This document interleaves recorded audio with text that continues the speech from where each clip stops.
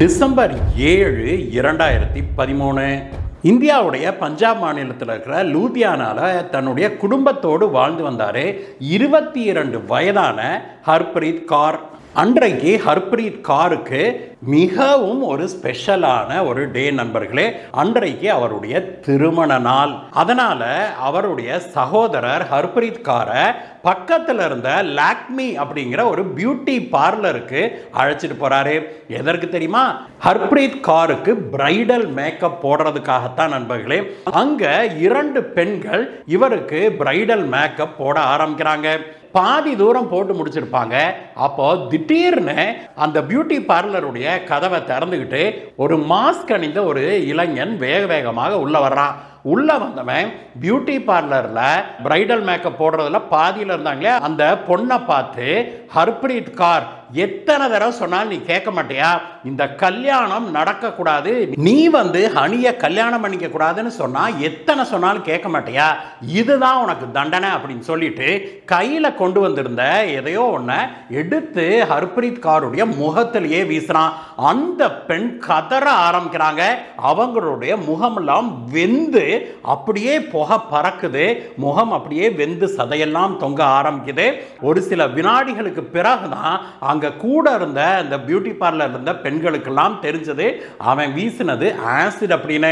அவன் வீசின வேகத்துல ஹர்ப்ரீத் கௌர் மேல அடிச்சு அந்த ஒரு குண்டு பல்பு மாதிரி வச்சிருந்திருக்கான். அந்த முகத்துல உடஞ்சு அந்த ஆசிட் தெரிச்சிருக்குது.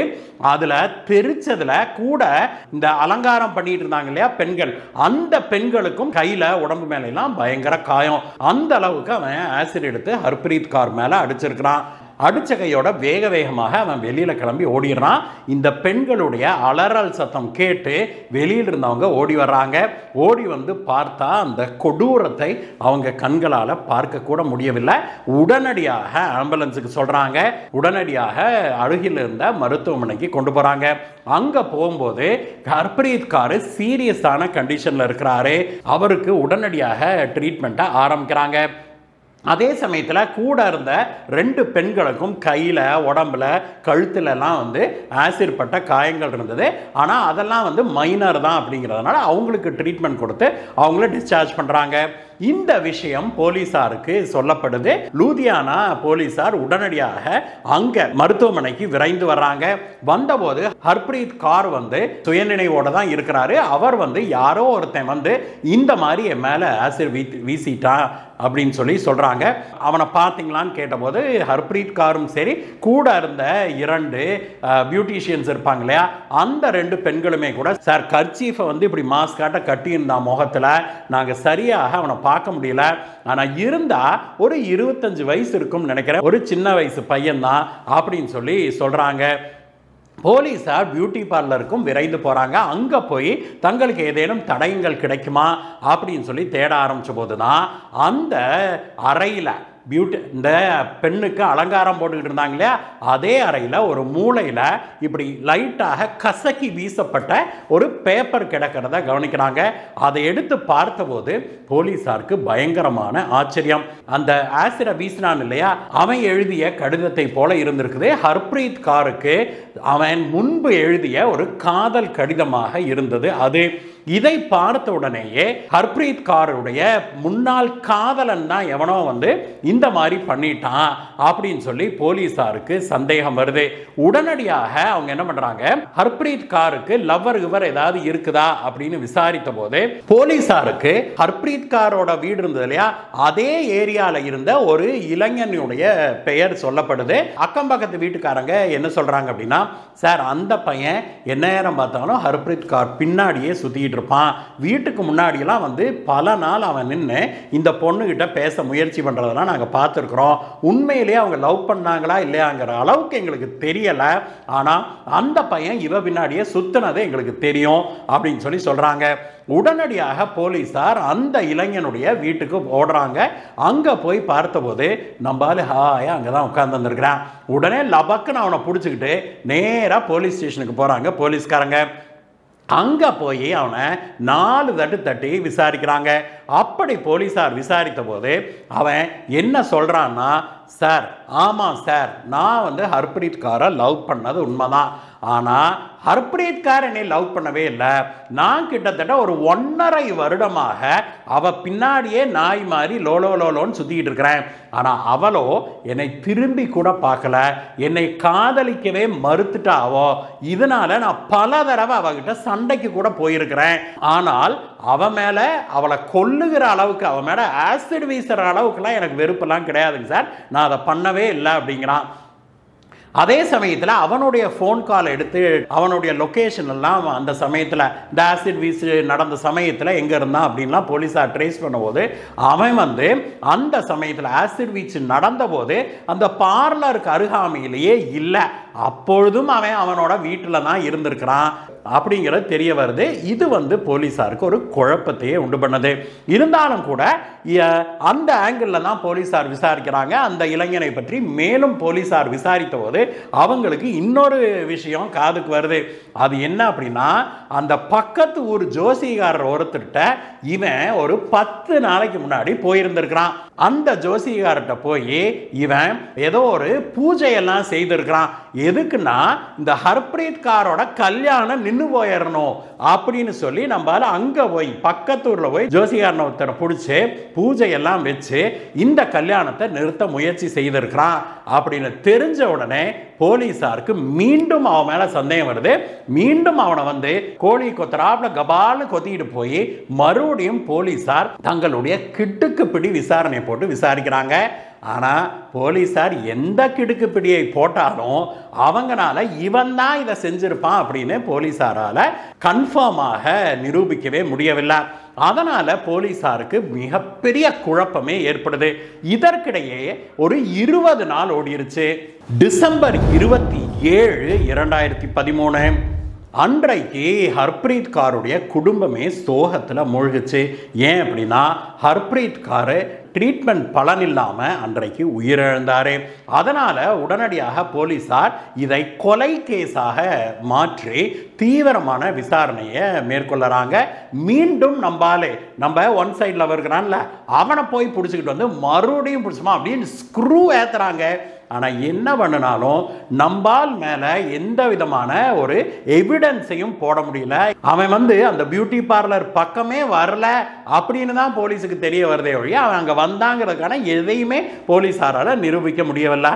அதனால போலீஸ் எஸ்பி என்ன பண்றாரு, மீண்டும் ஸ்டெப் 1ல இருந்து போலாம் அப்படின்னு சொல்லி விசாரணையை மீண்டும் ஆரம்பத்துல இருந்து ஒரு புதிய கோணமாக நம்ம தொடங்கலாம் அப்படின்னு சொல்லி தொடங்குறாரு. இப்பொழுது போலீஸார் இந்த பெண் வீட்டாரை விசாரித்ததோடு மட்டும் இல்லாம அந்த மாப்பிள்ளை வீடா இருக்காங்க இல்லையா, அவங்க வந்து ஆக்சுவலா கொல்கத்தால குடியிருக்கிறாங்க. மாப்பிள்ளை ஹனி வந்து கொல்கத்தாவில் ஒரு பெரிய பிசினஸ் மேக்னெட், அவங்க குடும்பமே ஒரு மிகப்பெரிய பணக்காரங்க. அவங்கள போய் விசாரிக்கலாம் அப்படின்னு சொல்லி கொல்கத்தாவுக்கு கிளம்பி போறாங்க போலீஸார். அங்க போய் மாப்பிள்ளை ஹனி மட்டுமில்ல அவருடைய குடும்பத்தார் எல்லாத்தையுமே விசாரிக்கிறாங்க.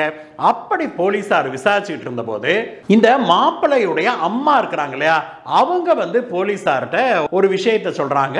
அது என்ன சொல்றாங்க அப்படின்னாக்க, சார் எனக்கு யார் மேலேயும் சந்தேகம்லாம் இல்லை. இப்போ எங்கள் சைட்லேருந்து போய் எதுக்காக அவங்க கொலை பண்ணணும், அதில் வந்து எனக்கு யார் மேலேயும் சந்தேகம்லாம் வரலைங்க சார். ஆனால் ஒரு விஷயம் மட்டும் எனக்கு கொஞ்சம் நெருடலாகவே இருக்குது. என்னன்னா, எனக்கு 2 பசங்க. இவன் ஹனி வந்து 2வது, மூத்தவன் பேரு சன்னி. அந்த சன்னிக்கு ஏற்கனவே கல்யாணம் ஆகி டைவர்ஸ் ஆயிடுச்சுங்க சார். டைவர்ஸ் ஆகியே பல வருஷம் ஆச்சு. அந்த பொண்ணு இருக்கா இல்லையா, என்னுடைய முன்னாள் மூத்த மருமக, அவ வந்து திடீர்னு சம்பந்தம் இல்லாம இந்த ஆசிட் வீசினாங்களாங்க சார். அதுக்கு ஒரு 4-5 நாளைக்கு முன்னாடி எனக்கு போனை பண்ணி இந்த மாதிரி கல்யாணம் ஃபிக்ஸ் ஆயிருச்சாமே அவருக்கு, எனக்கு கேட்கவே ரொம்ப சந்தோஷமா இருக்குதுங்க, இனிமேலாவது அவருடைய வாழ்க்கையும் எங்க குழந்தைங்களுடைய வாழ்க்கையும் நல்லா இருக்கட்டும் அப்படின்னு சொல்லி பேசினாங்க சார். அப்பதான் நான் வந்து இந்த மாதிரிமா அவங்க வந்து பஞ்சாபை சேர்ந்தவங்க, நம்ம ஆளுங்க தான் அப்படின்லாம் நான் சொன்னேன். அப்போது ரொம்பவுமே அக்கறையாக, அப்படியா பஞ்சாபில் எங்கேன்னு கேட்டால் நான் ஊரையும் சொன்னேன், எல்லாத்தையும் சொன்னேன். அதெல்லாம் கூட எனக்கு பெருசாக தப்பாக தோணலைங்க சார். ஆனால் இந்த சம்பவம் நடக்கிறதுக்கு 2 நாட்களுக்கு முன்பு எனக்கு மறுபடியும் ஃபோன் பண்ணால் என்னுடைய முன்னாள் மூத்த மருமவ. அவ ஃபோன் பண்ணி இந்த மாதிரி பொண்ணு புள்ள ஹர்ப்ரீத் கார் இருக்கா இல்லையா, அவளுடைய பிரைடல் மேக்கப் எல்லாம் எங்கம்மா போடுறீங்க, அதுக்கு ஏதாவது ஏற்பாடு பண்ணுனீங்கன்னா இல்லையா, நல்ல இடமா பார்த்து கொடுங்க. அந்த பொண்ணு போட்டோல பார்த்தா அத்தனை அழகா இருக்கு, அந்த பொண்ணுக்கு நல்லபடியா மேக்கப் போட சொல்லணும், ஓவரா ஏதாவது மைதா மாவு ரேஞ்சுக்கு வச்சு அமுக்கிற போதுங்க அப்படின்னு சொன்னாங்க சார். அப்பதான் நான் இருந்துட்டு இல்லம்மா, அது லூதியானாலேயே பெரிய பியூட்டி சலூன், அதுதான் அந்த லாக்மி ஸ்டுடியோன்னு பேரு, அங்கதான் இந்த பொண்ணுக்கு நாங்க பிரைடல் மேக்கப்புக்கு ஃபிக்ஸ் பண்ணியிருக்கிறோம் அப்படின்னு சொல்லி சொன்னாங்க சார். அப்போ அவ இன்னொரு கேள்வி கேட்டதுதான் எனக்கு ரொம்பவுமே நெருடலாகவே இருந்தது. அப்போ அவ என்ன கேட்டானா, அப்படியாம்மா பிரைடல் மேக்கப்புக்கு இப்போ காலையில் நேரமே போயிடுவாளா, அப்போ தானே சரியா இருக்கும் மண்டபத்துக்கு சேர்றதுக்கு, எத்தனை மணிக்கு அவள் அப்பாயின்மெண்ட் போட்டிருக்கிறான்னு எதுவும் தெரியுமா அவங்களுக்கு அப்படின்னு சொல்லி கேட்டாங்க சார்.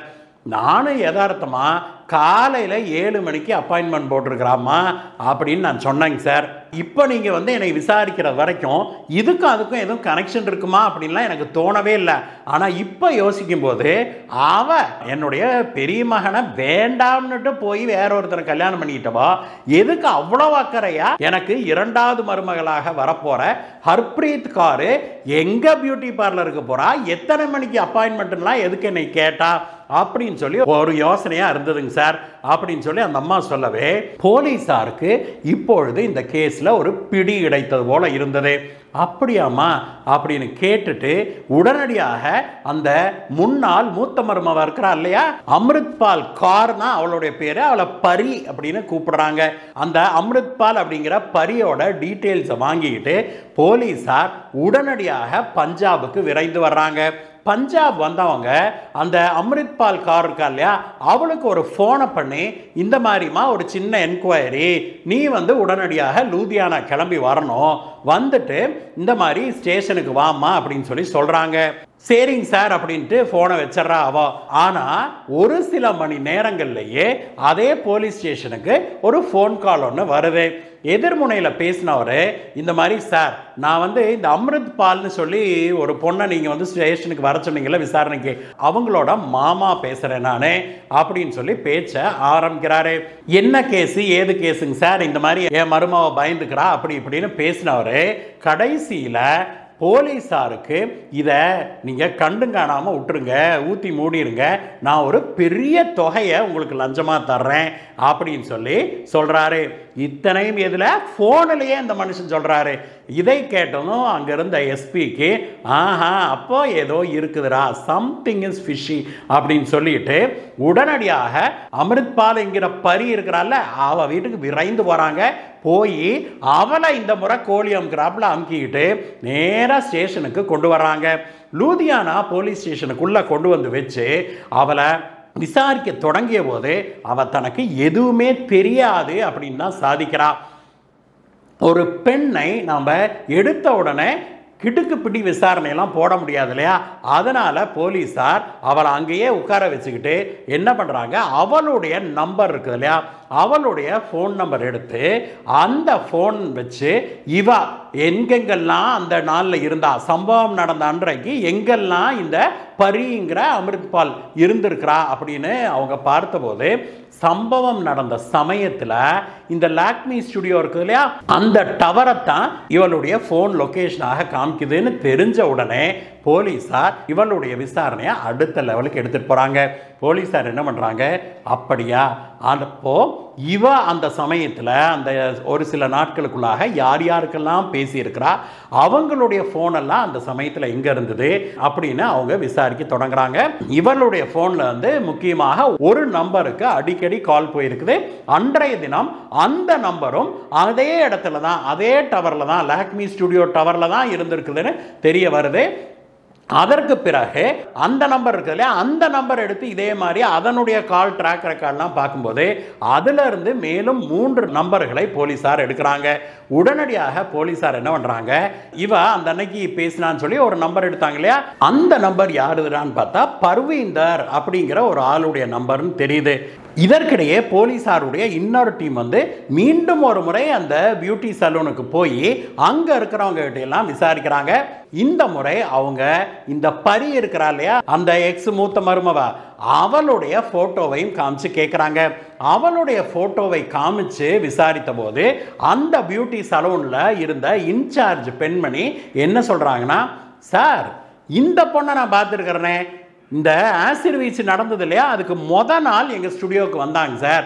வந்துட்டு இந்த மாதிரி ஹர்ப்ரீத் கார் வந்து இங்கே தான் வந்து ஃபிக்ஸ் பண்ணியிருக்கிறாங்களா பிரைடல் மேக்கப்புக்கு அப்படின்னு கேட்டாங்க. ஆமான்னோ என்ன டைம்னு கேட்டாங்க. இந்த மாதிரி 7 மணிக்கு அவங்களுக்கு அப்பாயின்மெண்ட் கொடுத்துருக்குறோம் அப்படின்னு சொல்லி சொன்னாங்க சார். நீங்கள் யாருன்னு நாங்கள் கேட்டதுக்கு நான் வந்து ஹர்ப்ரீத் காருடைய சிஸ்டர் இன் லா அப்படின்னு சொல்லி சொன்னாங்க சார் அப்படின்னு சொல்லி அவங்க சொல்லவே, அம்ரித் பால் அப்படிங்கிற பரி இருக்கிறா இல்லையா, அவ வந்து பியூட்டி பார்லருக்கு வந்தது உறுதியாகுது. உடனடியாக போலீசார் அந்த இன்னொரு நம்பருக்கு இவ அடிக்கடி கூப்பிட்டுக்கிட்டு இருந்தால அவனை பிடிக்கிறாங்க. பர்வீந்தரை பிடிச்சி போலீஸ் ஸ்டேஷனுக்கு கொண்டு வந்து அவனையும் தீவிரமான விசாரணைக்கு உட்படுத்துறாங்க. இந்த சமயத்துக்குள்ளாக போலீசாருக்கு ஓரளவுக்கு தெரிஞ்சிருது இந்த 2 தான் சேர்ந்து ஏதோ பண்ணியிருக்குதுன்னு. அதனால 2 பேத்துக்குமே தனித்தனியாக வச்சு போலீசார் தங்களுடைய ஸ்டைலில் கிட்டுக்கு பிடி விசாரணையை போடுறாங்க. போலீசாருடைய அந்த கிட்டுக்கு பிடி விசாரணையுடைய தீவிரத்தை தாங்க முடியாம அந்த பர்வீந்தர் இருக்கான்ல, அவன் தான் வந்து முதல்ல உடஞ்சு போறான். அவன் சொல்றான், சார் நான் தான் இதை செஞ்சேன், நான் மட்டும் இல்லை என்னுடைய 3 நண்பர்களையும் துணைக்கு அழைச்சிக்கிட்டு நான் செஞ்சேன். என்னுடைய காதலி, கள்ள காதலி அம்ரித் பால் கேட்டுக்கிட்டதுக்கு இணங்க நான் இதை செஞ்சேன் அப்படிங்கிறா. அதற்கு பிறகுதான் போலீசார் என்னடா கள்ள காதலியா அப்படின்னு விசாரிச்சா அதுக்கு பிறகுதான் தெரியுது இந்த எக்ஸ் மூத்த மருமவா இருக்கிறா இல்லையா, அவ வந்து ஹனியுடைய அண்ணன் சன்னியை கல்யாணம் பண்ணிட்டு அந்த வீட்டுக்கு வந்திருக்கிறா கல்கத்தாவுக்கு. அவங்களும் பெரிய பணக்காரங்க, இவங்களும் இந்த அம்ரித் பாலுடைய குடும்பமும் பெரிய பணக்காரங்க தான். 2 பேத்துக்கும் கல்யாணம் நடக்குது. ரொம்ப காலம் நல்லா இருக்கிறாங்க. ஒரு 10 வருட காலத்தில் 2 ஆண் பிள்ளைகள் பிறக்குது. கல்யாணமாகி 10 வருடத்துக்கு பிறகு கணவனுக்கும் மனைவிக்கும் மனஸ்தாபம் வந்து 2 பேரும் பிரிஞ்சிடறாங்க, டைவர்ஸ் ஆயிடுது. அதற்கு பிறகு அவ வந்து அவங்க அம்மா வீட்டுக்கு போயிடுறா. அங்க அம்மா வீட்டுக்கு போனவ அங்க இருந்து இங்கிலாந்தை சேர்ந்த ஒரு என்ஆர்ஐயை லவ் பண்ணி கல்யாணம் பண்ணிக்கிறான். கல்யாணம் பண்ணி கொஞ்ச நாள் தான் இங்கிலாந்துலேருந்து வந்து இங்கே குடியிருந்திருக்கிறான். இவளை வந்து அங்கே கூட்டிகிட்டு போகிறேன்னு சொல்லியிருந்திருக்கிறான். ஆனால் ஒரு மாதம் கூட அவங்க குடும்பம் நடத்தலைன்னு சொல்கிறாங்க. அதற்குள்ளாக நம்பால் துண்டை காணோம் துணியை காணோன்னு விட்டுவிட்டு ஓடியே போயிட்டானா. இங்கிலாந்துக்கு போனவன் திரும்பி கூட பார்க்கல இவளை அப்படிங்கிறாங்க. இவளும் கொஞ்ச நாள் வெயிட் பண்ணி பார்த்துவிட்டு அதற்கு பிறகுதான் இவளுக்கு இந்த பர்வீந்தர் கூட ஒரு கனெக்ஷன் ஆயிருக்குது. இந்த பர்வீந்தர் வந்து லோக்கல்ல இருக்கிற ஒரு கிரிமினல், ஒரு சின்ன சின்ன கிரைம்களை எல்லாம் பண்ணியிருந்த ஒரு கிரிமினல், ஒரு லோக்கல் ரவுடி அப்படின்னு சொல்லலாம். அவங்க கூட இவ பேசுறது பிடிக்கிறதெல்லாம் யாருக்குமே பிடிக்கல. இவங்க குடும்பத்தில் இவங்க தான் பெரிய பார்ட்டியில் பிடிக்கல. அதனால அவன்லாம் வரக்கூடாது போகக்கூடாதுன்னு சொல்லியிருந்துருக்குறாங்க. ஆனால் அவனும் ரெகுலராக இவங்க வீட்டுக்கு யாரும் இல்லாத போது உள்ள வந்து இவங்களை சந்திச்சிருக்கிறான் அப்படிங்கிறதும் தெரிய வந்தது. இப்படி இவங்க வாழ்க்கை ஓடிக்கிட்டு இருக்கும்போது தான் இவளுக்கு ஒரு செய்தி கிடைக்குது. அவளுடைய எக்ஸ் மாமனார் வீட்டில் 2வது மகனுக்கு கல்யாணமாக போகுது, கல்யாணம் ஃபிக்ஸ் ஆகிருக்குது அப்படின்னு. அதை வந்து இவளால் பொறுத்துக்கவே முடியலைன்னு சொல்கிறாங்க. நான் போய் வாழ வேண்டிய குடும்பம் என்னை அடித்து துரத்திவிட்டு கல்யாணத்தை பண்ணி தம்பியெல்லாம் வாழ்க்கை நல்லா இருக்கிறதா, அவனும் அவங்க அண்ணன் கூட சேர்ந்து தானே என் வாழ்க்கையை கெடுத்தானுங்க அப்படின்னு சொல்லி எப்படியாவது இந்த கல்யாணத்தை நிறுத்திடணும் அப்படின்னா இவ ஒரு முறைக்கு பல முறை வேற ஆட்களை வச்சு மிரட்டி இருந்திருக்கிறா ஹர்ப்ரீத் கார் குடும்பத்தினரை. ஆனால் அவங்க வந்து இதையெல்லாம் பெருசாக எடுத்துக்கல அப்படின்னு சொல்கிறாங்க. அதனால் வேற வழி இல்லாமல் ஆசிட் அடிக்கிறது அப்படிங்கிற ஒரு முடிவுக்கு வந்திருக்கிறா. யார் வந்து இதை செய்யறது அப்படின்னோடனே தனக்குத்தான் ஒரு அடிமை சிக்கியிருக்கிறான்ல, ஃப்ரீ லேபர், அவனை பிடிச்சி இந்த மாதிரி செய்யணும் அப்படின்னு. நம்பாளுக்கு தான் கிரிமினல் வேலையெல்லாம் அப்படி தண்ணி வட்ட பாடல்லவா, அதனால சரி நான் பார்த்துக்கிறேன்னு சொல்லி நீ டீட்டெயிலை மட்டும் விசாரித்து சொல்லு அப்படின்னு இருக்கிறான். இவன் எல்லா டீட்டெயிலையும் விசாரித்து சொன்னதோடு இல்லாமல் இவளும் கூடவே லூதியானாக்க அந்த சம்பவத்தை அன்னைக்கு போய் கார் எடுத்துக்கிட்டு போயிருக்கிறாங்க. அங்கே போய் இவ காருக்குள்ளே உட்காந்துருந்தாலும் இவளுடைய லவ்வர் தான் போய் வீசிட்டு வந்திருக்கிறான். கூட இருந்த அவனுடைய நண்பர்கள் 3 பேரும் காருக்குள்ளே இருந்திருக்கிறானுங்க. இந்த விஷயம் எல்லாம் வெளியில வந்த பிறகு போலீசார் இந்த 5 பேரையும் அப்படியே கபால்னு பிடிச்சு உள்ள தள்ளி இருக்கிறாங்க நண்பர்களே. 5 பேர் மீதும் கொலை வழக்கு சுமத்தப்பட்டிருக்குது. இந்த வழக்கை விசாரித்த லூதியானா நீதிமன்றம் இந்த ஹர்ப்ரீத் காரை ஆசிட் ஊத்தி கொலை செய்த இந்த 5 பேருக்கும் ஆயுள் தண்டனை கொடுத்து தீர்ப்பளிச்சிருக்குது. இந்த வீடியோவை பற்றிய உங்களுடைய கருத்துக்களை சொல்லுங்க நண்பர்களே. மீண்டும் உங்களை வேற வீடியோ சந்திக்கிறேன். Bye by.